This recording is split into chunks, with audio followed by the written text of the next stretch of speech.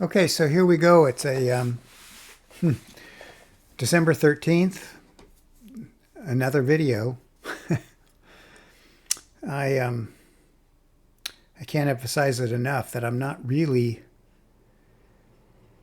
selling it, I'm not putting it out there. I'm not trying to say here I am.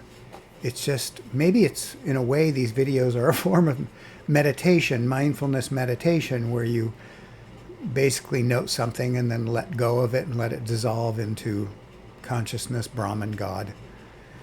And maybe that's what happens. I really enjoy these, but I was surprised.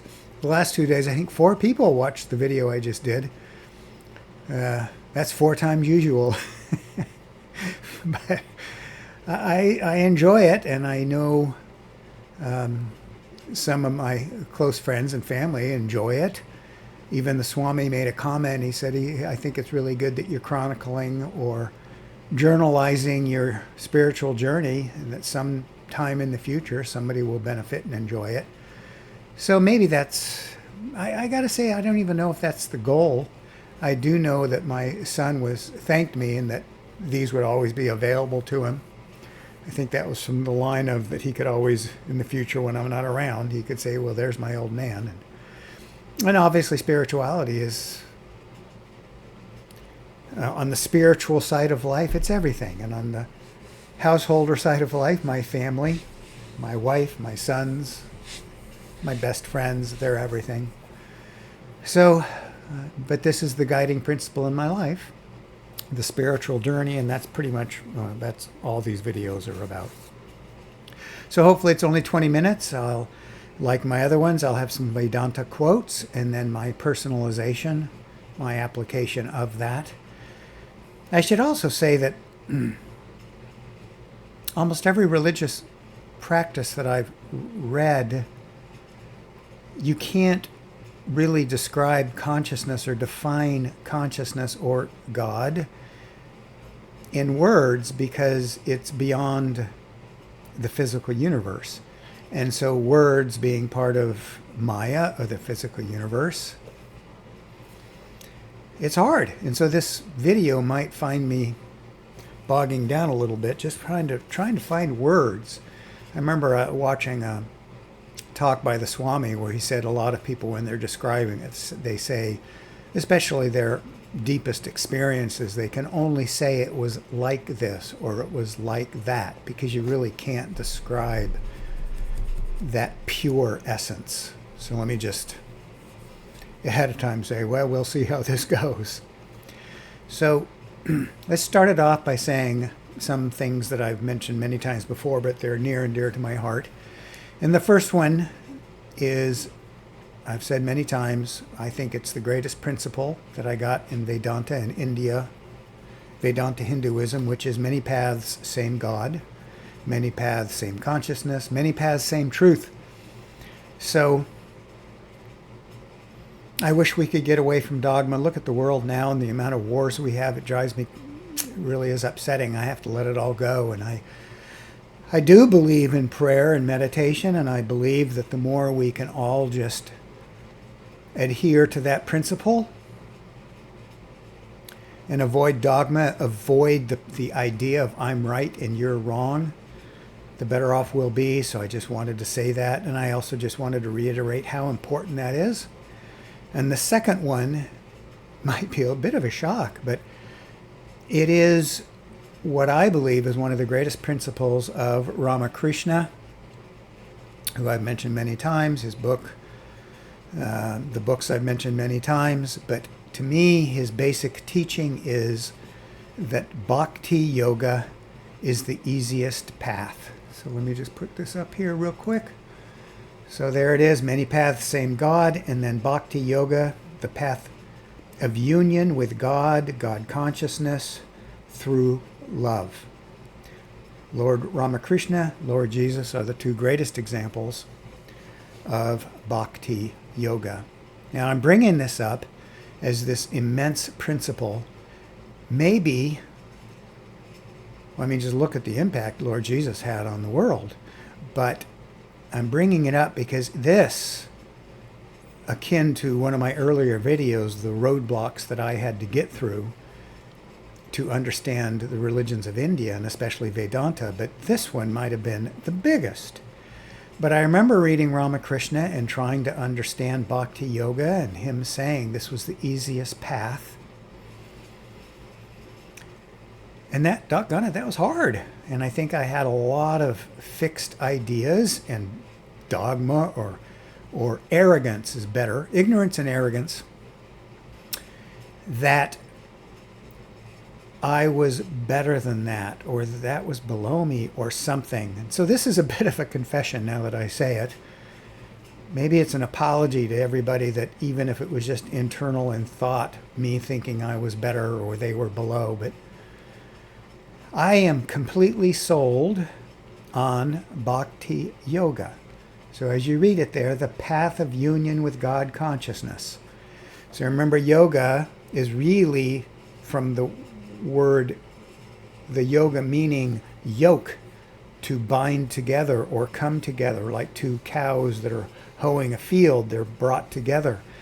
And so we as individuals, as spirit, can become one with consciousness, God, whatever word you want to use. I'm going to just say union with God. That is a path of yoga. So when I first started studying all of this, I was very intrigued by jnana yoga. You can refer to somebody that's on that path as a jnani, and that's the path of knowledge. And I was captivated by it. And that's how I started, and Vivekananda was the first books, and I believe he's much more of a jnana yoga guy. But as time went by, and as I meditated, I would see these unbelievable things happen in my meditation. And I've got to tell you, the beautiful experiences were in application of just love. And I'm going to describe that at the end. And so that's really the basic here that I'm describing. So aside from the apology and my confession of how I didn't understand the ease of the path, but also the power of what Ramakrishna was saying in his books. Ramakrishna, from really 1860 to 1880, I guess, was his biggest teachings. And you can read his books, you can read his accounts. They're right now. It's a beautiful thing. Yeah.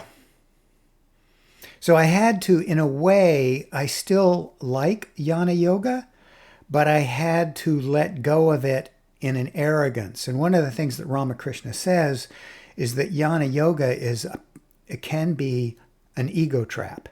It's a beautiful path. He doesn't ever really put it down. He says you just have to be very aware that the path of knowledge can have a huge obstacle. And boy, it got me, and that is ego and arrogance. Look at me, look at what I know, look at all these great words I know, look at this, look at that. I'm better. It's hard for me to even say that, but I think those things were percolating in my cauldron. I embarrassingly admit. So now, what I guess part of what I'm leading to is that in my meditation, I apply both. As I've mentioned in my earlier videos, I tend to meditate on God, on love, on purity, on harmony. The goddess that I love is Lord Lakshmi, Lakshmi. And in India, many people meditate towards her. She represents affluence, financial freedom. That isn't what actually brought me to her. She also represents a strength and a harmony of all, and she represents an abundance. And one of the abundances is abundance of spiritual knowledge. And so that's a goal of mine. And so you can kind of see where that fits in with jnana, knowledge.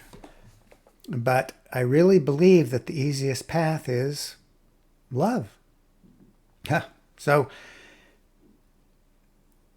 yeah.